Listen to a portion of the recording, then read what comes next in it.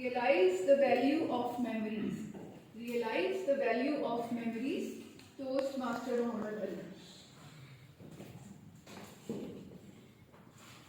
Madam Contest Chair, Toastmaster friends, and distinguished guests. When it comes to eating, how many of you would like to try something new? Raise your hand and say, I. Aye. Thank you. And I am also just like you. Because on a summer evening of 2001, when I was 10 years old, and I was waiting to try something new, my elder sister, Uruj, because she was very good at cooking, so she was making a new dish.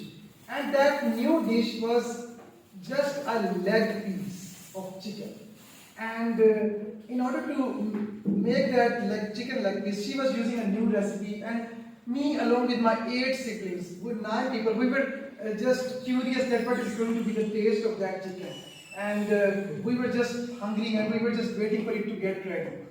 And we were just getting more hungry due to its spicy, juicy, and mouth-watering smell. And when finally it was ready, and all the siblings were looking at that chicken piece, we heard a weird sound.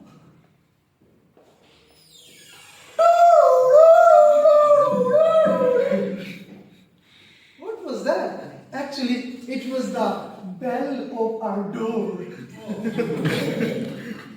So I had to go to the door and open it. And it was the best friend of my elder sister, Rouge.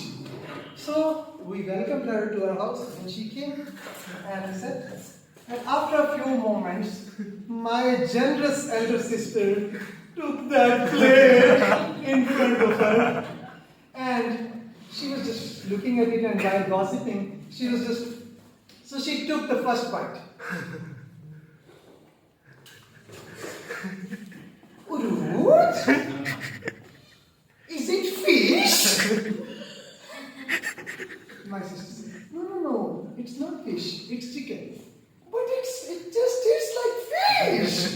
And we were dying to have that, and she was just praising it. So she started gossiping again, and after a few moments we realized that 50% of it was gone.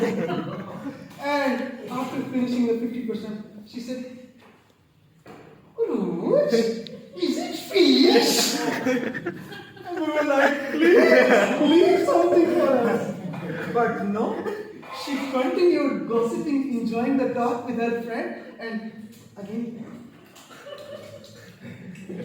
And after finishing the whole plate, when even the bones of the chicken were in that plate, she finished it. And when it was on the table, she said, Rouge, it was fish!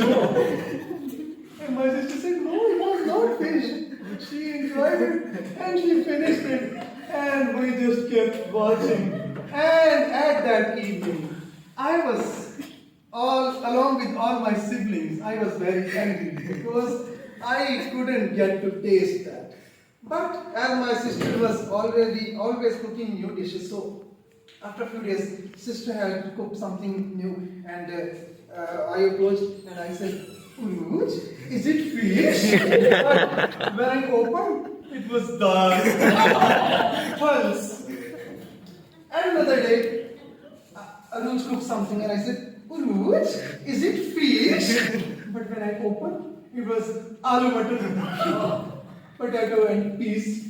So this how at that moment, we were very angry at that guest. But now we have realized that, because that was just a little story, but this story was powerful enough to spread smiles on your faces even after 20 years of that incident. So this is the power of memories, that when we have when we have such things, my dear Toastmasters, I want you to think about it. We all have such situations in our lives. Just think about your siblings, think about your kids, think about your parents. We all have such kind of incidents happening in our life every day, but we feel anger about them. So I would just like to tell you that instead of feeling anger about them, feel good about them.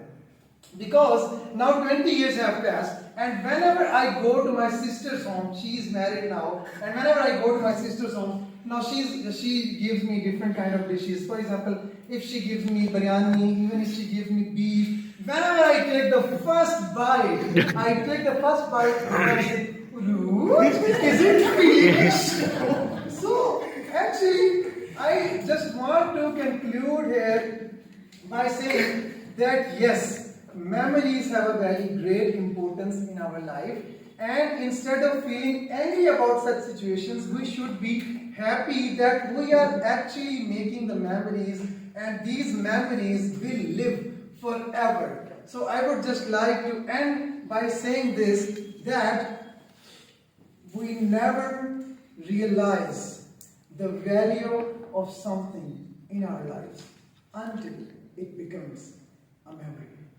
Over to you, Madam Vice Chair.